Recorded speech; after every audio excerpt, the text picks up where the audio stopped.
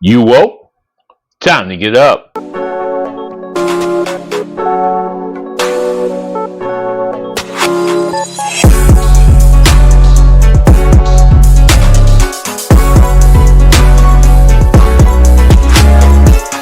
to Thought You Woke, No Speed Limit Podcast. I'm your host, Alvin. What we do here is we discuss religion, politics, we talk about current events, and we talk about resistance and culture. If you like this, make sure that you share, subscribe, and leave a comment. Now, today I want to get started with our story, and we're going to talk about what's going on in South Africa and with the United States.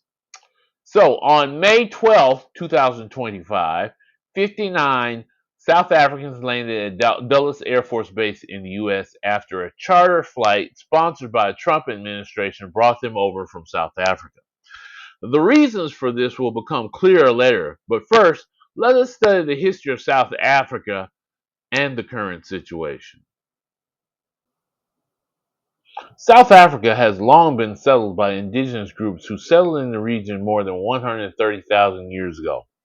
Early settlers were the Sand people, also known as the Bushmen, a hunter-gatherer society known for their intricate rock drawings. The Khoikhoi were also early settlers of the land. They were a pastoral group and raised livestock. They also engaged in trade with early African, Asian, and European societies. The two groups are better known as the Khoisan people. The Bantu people would later migrate to the region and become the dominant culture.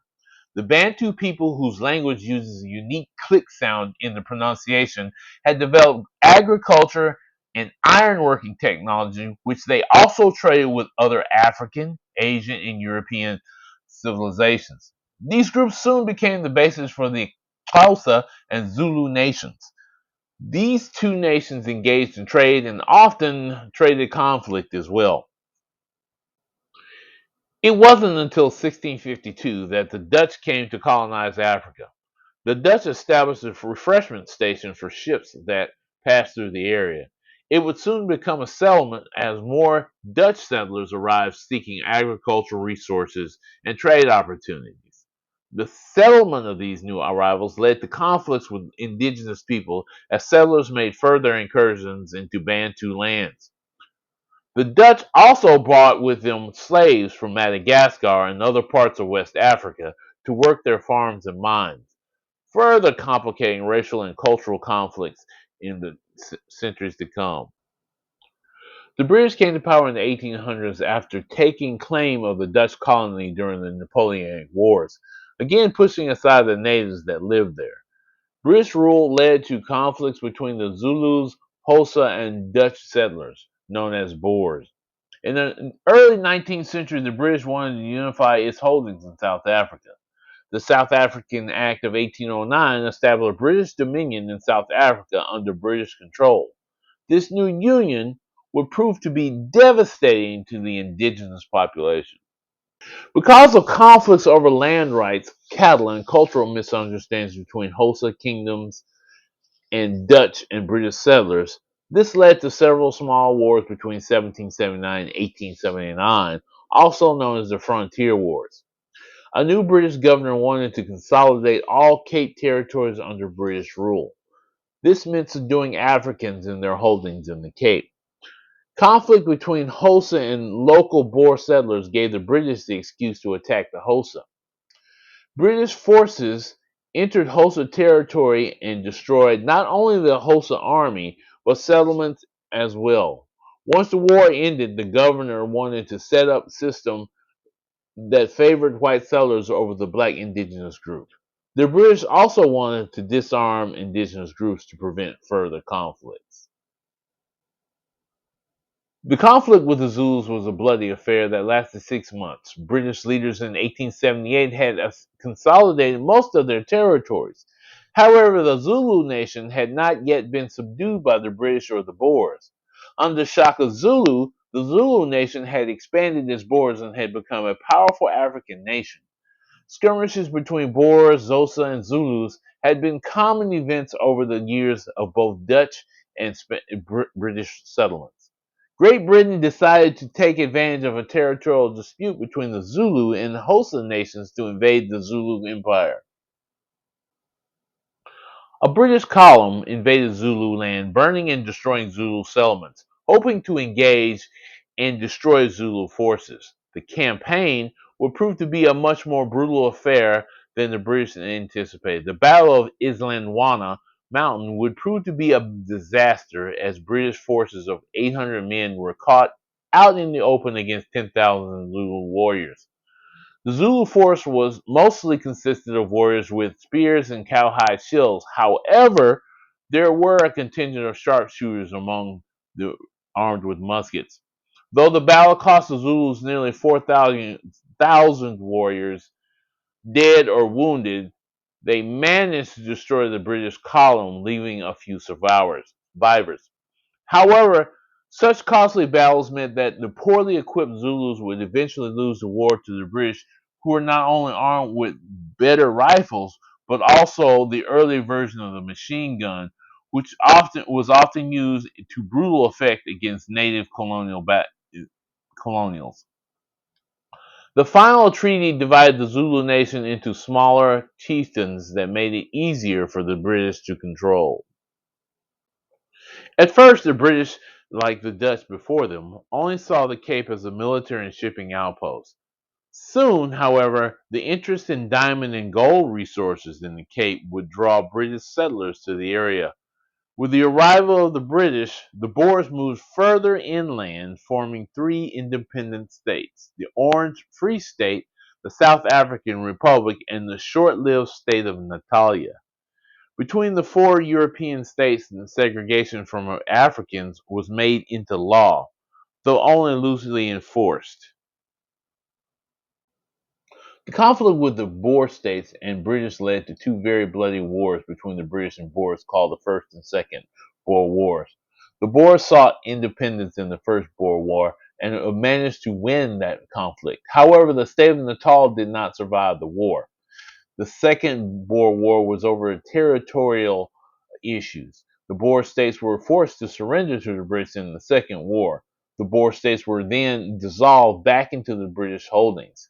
These two wars devastated not only British and Boer communities, but also heavily affected Africans who were often swept up in the conflict. With the end of the Boer Wars, the British, firmly in control, formed a parliament and union that would govern South Africa until its independence. The new governing body gave little to no representation to the African population, but would control the African population with several acts and enforcement policies. In 1913, the Union Parliament created a Natives Land Act, which limited 13% of the land to the majority indigenous population and prohibited purchase of 93% of the land. White people, who at the time were about 20% of the population, were given 80% of the land. This law also forced blacks to work for white South African farmers. It also forced Africans onto land reserves set aside by the state.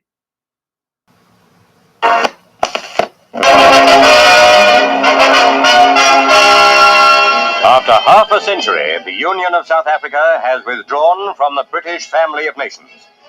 Racial discrimination remains her policy, and she will not apply for continued membership of the Commonwealth. From the burden of apartheid, the colored people out there will not be released. Well, after World War II, many of the former European colonies began to break away from the European colonizers. South Africa became a nation in 1950 and fully independent by 1961. The only thing, still had the colonizers in control. The Boers still dominated the government despite the black majority. While segregation or apartheid existed since the first settlers came to South Africa, it was not fully enforced. The British colonial government also adopted such policies to prevent further conflict with the Boers. The Boers, who controlled the South African government after independence, would expand upon this by making an apartheid, or apartness as it was called, into law. Prohibition of the Mixed Marriages Act of 1949 under British dominion was the beginning of the apartheid draconian laws that separated white people from all other races in South Africa. The Homeland Act of 1970 would further augment the Native Land Act of 1913. The Homeland Act forced Native people out of urban centers into established homelands or shanty towns owned and controlled by white landowners. These homelands offered little comfort to black Africans and often had no running water, limited electricity, and structures were poorly built. Further acts made it illegal for people of different races and ethnic groups to form business partnerships or even friendships. It was illegal for black people to buy or sell land. It was nearly impossible for Africans to get a proper education or establish a business. The white South African government often supported the efforts of other white settlers to maintain control over African populations. The most infamous of these was the war in the former state of Rhodesia. South Africa gave military and financial support to the white Rhodesian government in its efforts to remain in control of black Africans. It also became involved in the war against Angola, where black rebels were supported by the Cuban military. All the South African efforts ended with defeats in Rhodesia and Angola, however. There are many people who feel that it is useless and futile for us to continue talking peace and non-violence against a government whose reply is only savage attacks on an unarmed and defenseless people. And I think the time has come for us to consider, in the light of our experiences in this stay at home, whether the methods which we have applied so far are adequate.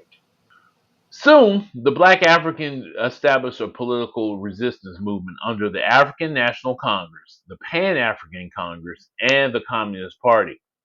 At first, the movement was nonviolent. However, the white dominant government sent in the police and the military to violently put down any protest. It was also at this time that the South African government formed military police death squads. They performed secret operations to kill prominent resistance leaders. It is suspected that more than 150 leaders were killed by these death squads. Many other black South Africans were jailed or killed by the military and the police during this time. It was at this moment that one of the most vocal and impactful South African ANC leaders, Nelson Mandela, came to prominence. The black South African movement had also begun to organize violent resistance against the Boer government and committed acts of sabotage. It was under this pretense that Mandela was jailed by the South African government, who labeled him a terrorist. He would remain in and out of jail for the next 27 years. However, imprisoning and torture did not stop the movement nor Mandela. The resistance movement grew worldwide despite the military and police efforts of the South African government.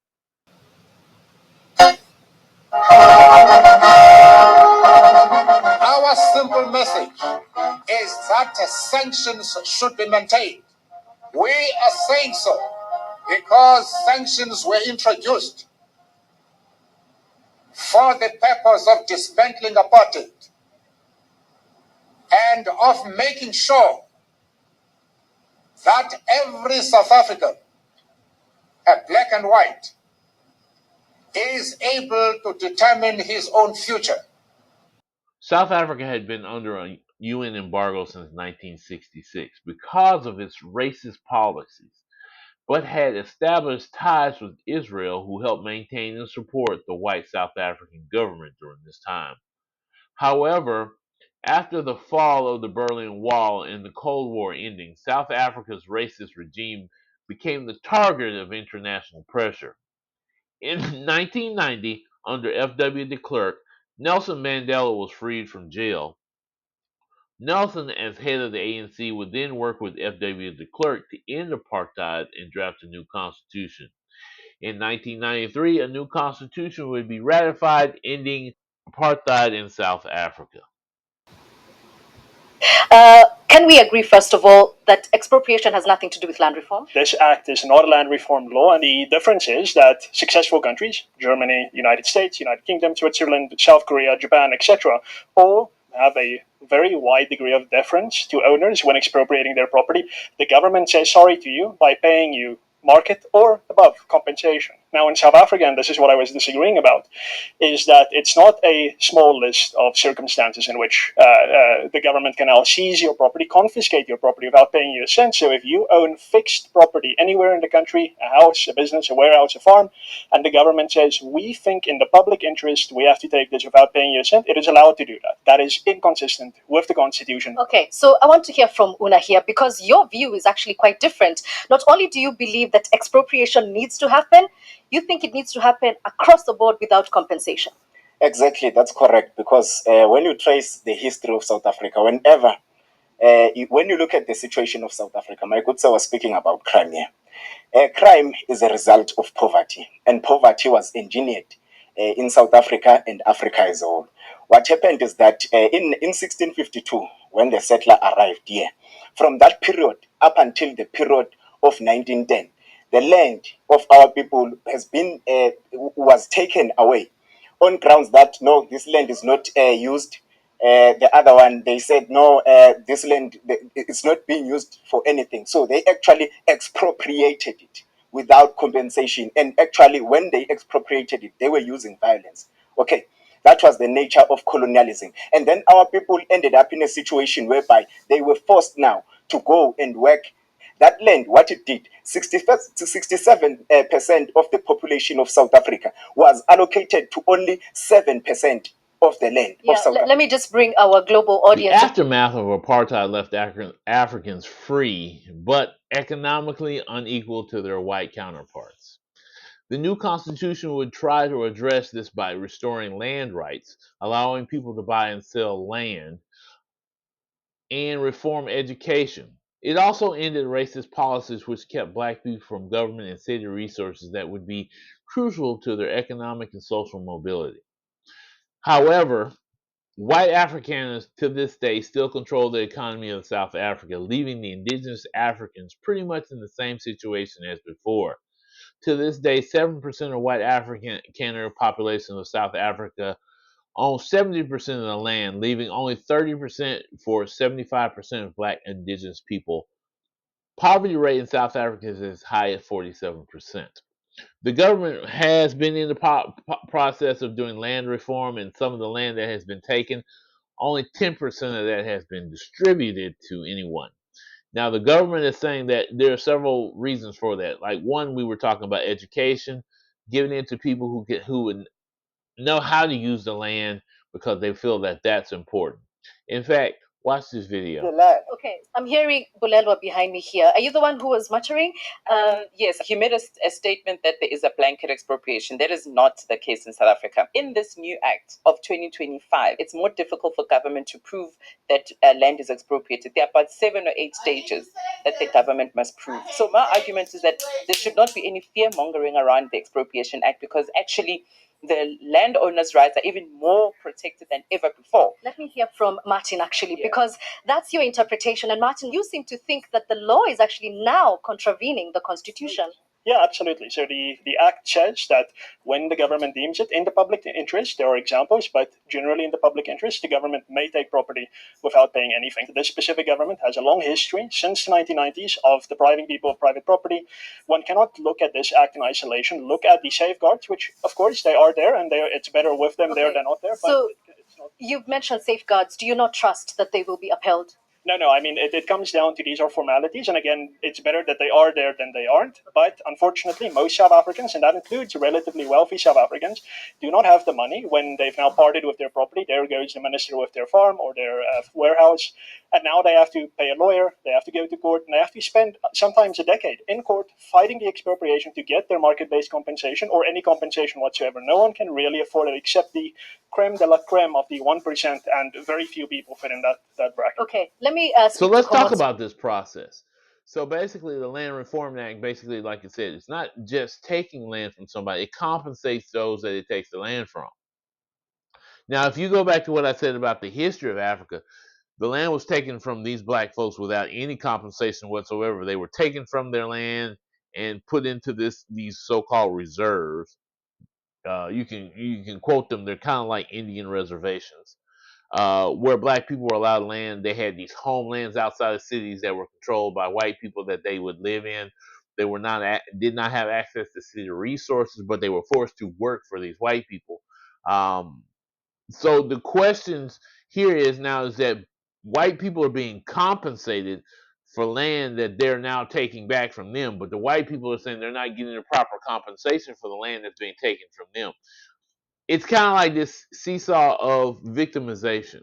So the black people who were victimized now are seen as the ones victimizing the white people. Sounds familiar, right? In the United States, there's this whole movement by Donald Trump to say that white people are now the victims of civil rights movement.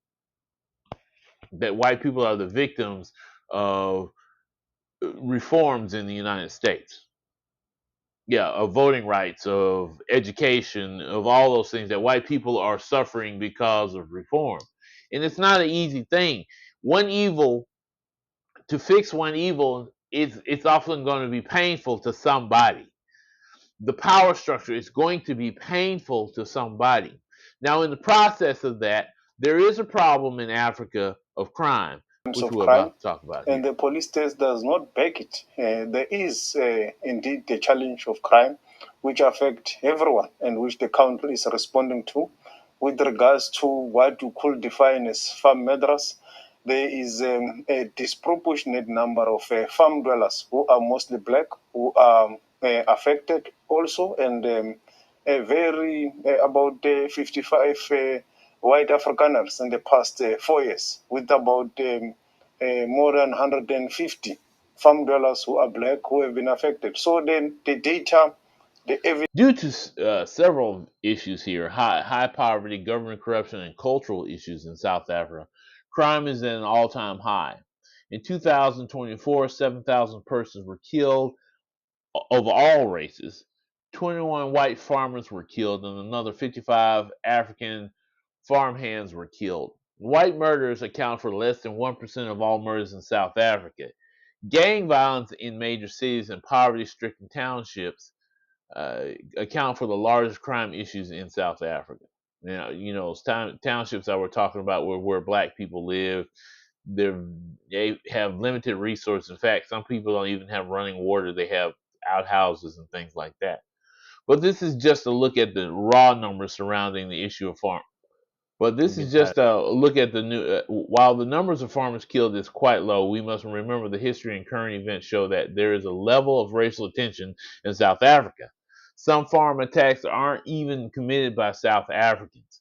Still, there is an element of the crime that is internally motivated. In other words, there is some things that are caused by the past, by the history, by the anger of people. In other words, farmers killing farmers. There is, after all, a long history of racial tension, not only in South Africa, but surrounding countries as well. Still, many times murders happen because of simple robberies gone wrong, victims fighting back, and or the attacker gets nervous, something like that. All of these things are a factor here. But the fact that there's a disproportionate number of black people committing the crime has a part of that to do with the population. Most of the population is the poor, which is where crime happens to be black in South Africa. Is this a sign of a problem with farmers? Well, we'll see. We have thousands of stories talking about it, and we have documentaries, we have news stories. And is Natalie here? Somebody here to turn that? I could show you a couple of things, and I have to. It has to be responded to. Yeah, sure. Let me see the articles, please, if you would. And turn the lights down. Turn the lights down, and just put this on. It's right behind you. We don't care. You can do whatever you want to do. Who are you to tell us whether we can occupy land or not? We are going to occupy land. South African occupy land. That's who we are. Never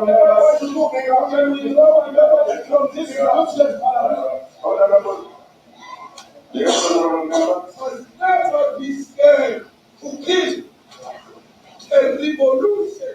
Demand that at some point there must be killing because the killing is part of the revolutionary act.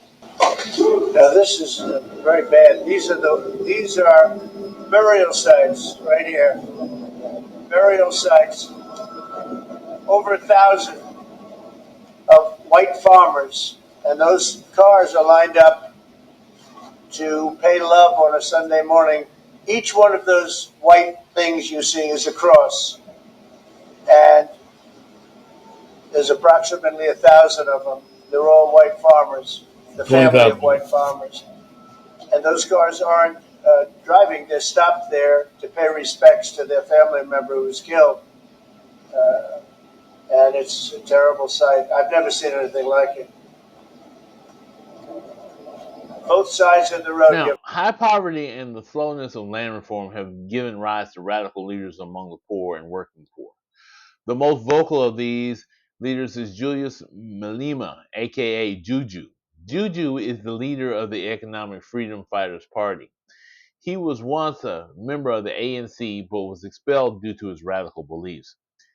EFF and Juju have demanded that all land should be confiscated from whites and returned to black Africans without compensation. He has stated at times that violence should be used to implement this if necessary. Juju has been jailed twice for hate speech and singing an anti-Boer song, which I didn't show here in the video. The EFF holds between 7% and 11% in the South African parliament, which is still dominated by the ANC for the most part. Now, the power of the ANC has waned since 1996. The EFF considers itself the inheritor of the ANC radical policies. According to the Trump administration, the 59 white South African individuals are escaping genocide of white South African farmers and the confiscation of their lands by South African government. South Africa's officials have denied that there has been any such genocide, but have admitted a high number of murders, including mostly black South Africans. Now, President Trump has also frozen the South African assets and aid to South Africa over land reform law in the South African Constitution. Elon Musk, former leader of Doge, this is a minor side note, and citizen of South Africa, the U.S. and Canada, is also in favor of Trump's actions. And as I said before, there's the whole notion that there is land reform because the high number of Africans in the area do not have access to land. History tries to tell us that the Bantu people arrived about around the same time um, as the Dutch, who then tried to say, well, the Bantu moved in on the Khoisan people, took over their land while we were there, and there was land that just wasn't being used, and we just took the land that wasn't being used. But later on, here we are making laws to keep the Bantu people. You fought wars with the Zulus and the Bantus to keep them from having the land that you say they shouldn't have in the first place. And instead of like working together and saying, "Hey, can we have this land? Will you move here?" or so on and so forth, you decide to fight over it, and then when you took it over, you just push those people out of the way. And so then we get to an issue of what's happening now. Sure, some of the murders are racially motivated. Some of them are ethnically motivated. That's true. Are they a genocide? I don't think so. Again, I'm seeing a sign here of issues of crime. And to tell you the story of those white crosses, President Trump touched on was a video that was taken from the sky in a helicopter, and it showed a road and crosses on either side of this road as hundreds, if not thousands, of vehicles lined this road. Now, that video was taken in September 2020. It was taken on a rural road in the Normandine area, which is in northern KwaZulu-Natal, in an area known as Newcastle. And that video was taken in response to a murder that was committed earlier that week. But on that specific protest you saw in the video, right, was a multiracial protest.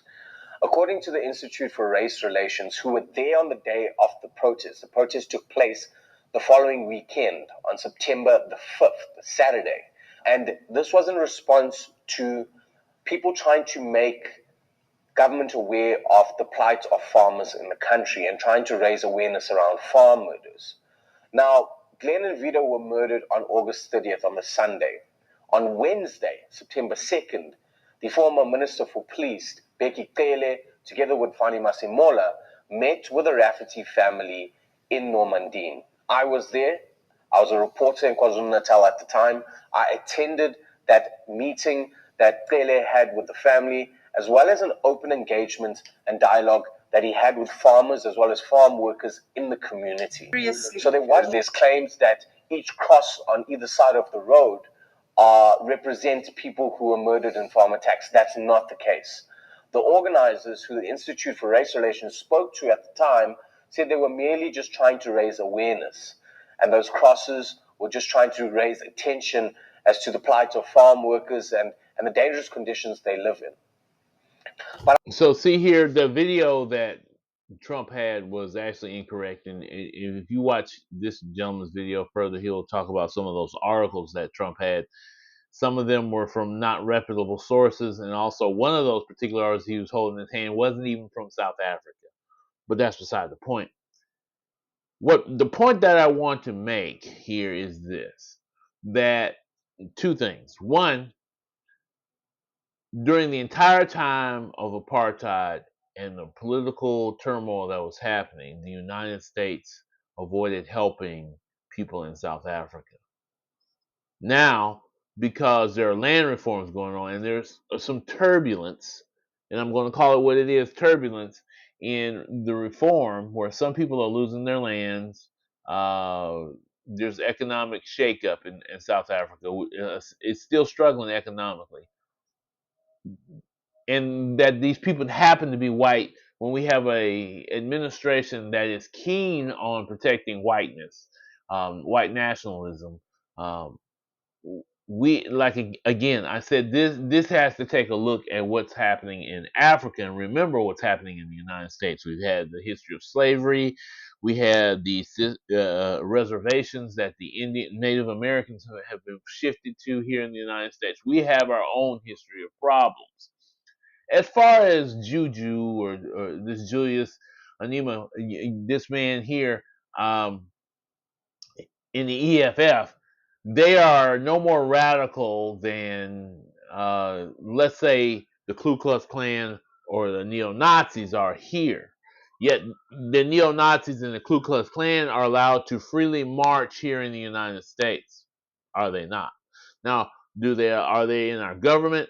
Are they taking land over there in Africa? No, Juju is not taking. This man is not allowed to take land or kill people or do any of those things, and he is not doing any of those things. Yet he has spoken of reform. The reform he spoke of was also the reform that you heard the other young gentleman speak of earlier, where we take all the land, give it to the chiefs, and let the chiefs distribute it out to everybody. Now that we're not doing that, the government says we're not going to do that. No, we're going to set up a reform system where everybody will be treated fairly. So there are different versions of things going on, and then some white people say that that this isn't fair, that they're not getting properly compensated, or that when they lose their land, then they're in a bad economic situation. Can I be honest with you? Nobody's going to like what's going to happen because a lot of things have to be fixed and a lot of things are not in good shape. It is not going to be the best for everybody. It's not going to be best for the black Africans. It's not going to be best for the colored people and other people that live among the Africans. It's definitely not going to be good for the white people. There's going to be upheavals. There's going to be changes of lifestyle. This happens. We can't make things perfect for everybody. But back to the United States and Donald Trump. Donald Trump has infused himself in a situation that he has no idea what's really going on. He's picked these articles up. He's taken this video totally out of context and decided to say that we need to help South Africans. We brought them here, and this is what we need to do. Now, before I go, I want you to see this video of our Secretary of State before Congress. Mr. Secretary, I want to ask you about the program. It's the United States Refugee Assistance Program, and this is a program that state is the manager of, but together with other cabinet secretariats, DHS and HHS, state plays the lead management role, and it is how to manage the U.S. refugee assistance programs in tandem with contractors who helped the United States on that. By an executive order on the first day of his presidency, President Trump paused all refugee programs and has canceled contracts to the agencies like the U.S. Catholic Church or Lutheran Refugee Services or HIAS or Church World Services who've been resettling refugees. Those programs are paused. There's litigation about it, but as far as I know, the United States is not, or the administration has not withdrawn the executive order. So there's essentially from this administration no refugee programs for anyone except. In early February, the president announced a special refugee program for Afrikaner farmers, justified A, by some concerns about South African foreign policy, but B, a claim that these were persecuted individuals. So right now, the U.S. refugee program allows a special program for Afrikaner farmers, the first group of whom arrived at Dulles Airport in Virginia not long ago, while shutting off the refugee program for everyone else. Do you think Afrikaner farmers are the most persecuted group in the world? I think those 49 people that came certainly felt they were persecuted, and they've passed every sort of check mark that had to be checked off in terms of meeting the requirements for that. They live in a country where farms are taken and land is taken on a racial basis. Okay. Do you think they're more persecuted than Uyghurs or Rohingyas, or more persecuted than political dissidents in Cuba or Venezuela or Nicaragua, or more persecuted than those who would be threatened should they be returned to Afghanistan by violence by the Taliban? Well, the problem we face there is the volume problem. Okay, if you look at all the persecuted people of the world, it's millions of people. They can't all come here. And we had refugee programs. So why prioritize Afrikaner farmers? Well, because it's a small subset. It's a new issue, and the president identified it as a problem and wanted to use it as an example. But that's different from having these refugee programs that were basically spending money to put people up in communities and accommodate them, and it was acting as a magnet. Millions of people in the country illegally, and today the border is sealed. Let me challenge you, and I'm just going to say for the public, if you want to understand about the, quote, persecution of Afrikaner farmers, go look at the composition of the South African government. Since July of 2024, there's a government of national unity, and the opposition party to the ANC, the Afrikaner Party, the Democracy Alliance, is part of the governing coalition. They joined the governing coalition a year ago, and the leader of that party was given the remit of Agriculture Minister, John Steenhuisen. He is the leader of the former Afrikaner Party, still widely representing Afrikaners. He is the Minister of Agriculture in South Africa right now. I assert that this claim that there's persecution of Afrikaner farmers is completely specious. Are you aware ever during the apartheid era in South Africa did the United States establish a special program to allow South African blacks who were treated as second-class citizens in the apartheid program, a special program so they could claim refugee status in the United States? No, because I was probably in 9th grade or 8th grade at the time. Well, then I don't expect you to know. I'll just tell you, never has there been a special program for Africans to come in as refugees to the United States. We've allowed special programs for people being persecuted for their religion, Soviet-era Jews. We've allowed special programs for people fleeing from communism, Cuba, Vietnam, the Soviet Union. We've never allowed a special program to allow Africans into the United States in an expedited refugee status until now. Afrikaner farmers living in a nation governed by a government of national unity that includes the main Afrikaner Party. And actually, an even more right-wing Afrikaner Party is also included in the coalition government. Now, would you agree with me, Mr. Secretary, that if we're interpreting the statutory phrase, a well-justified fear of persecution, we should try to do that in an even-handed way? I think we should try to do that. To be honest with you, I think he pretty much said it all. I don't have to say much, but I will say this.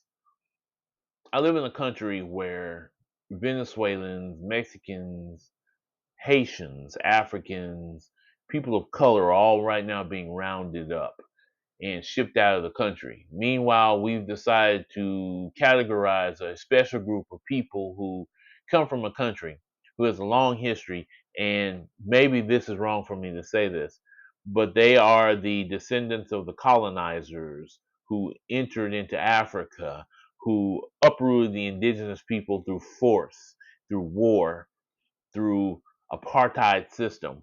And now they're the victims of their own hegemony, their own creation. They created apartheid. Now the apartheid's gone. It protected them from what would have happened naturally anyway if the majority population was there. They would be reduced to as the minority, protected as the minority. If there's one thing in the United States that we have a problem with, it's this thing called the replacement theory. A lot of white people, of conservative white people, I'm gonna say every American, this is not true. Even Donald Trump have fallen for this idea of the replacement theory, that these immigrants are here to replace them. As the white population falls off because of negative birth rates, which is of no fault of the immigrants of the United States or liberal parties, they are not eating babies, as the QAnon folks would say. American men and women, white men and women, fear being in the minority in a country in which they have segregated people, in which they have at one point enslaved people, which they have put people on reservations. They fear being a minority in a country where they feel that there will be retribution for all of the things that they have done. Folks, I'm all out of time. This has been a long video. I hope that what I put together here has made a lot of sense to you so that you can understand what's really going on. I hope you guys have a wonderful day. Make sure you like, share, subscribe, and please leave. You have been listening to Thought You're Woke, No Speed Limit Podcast.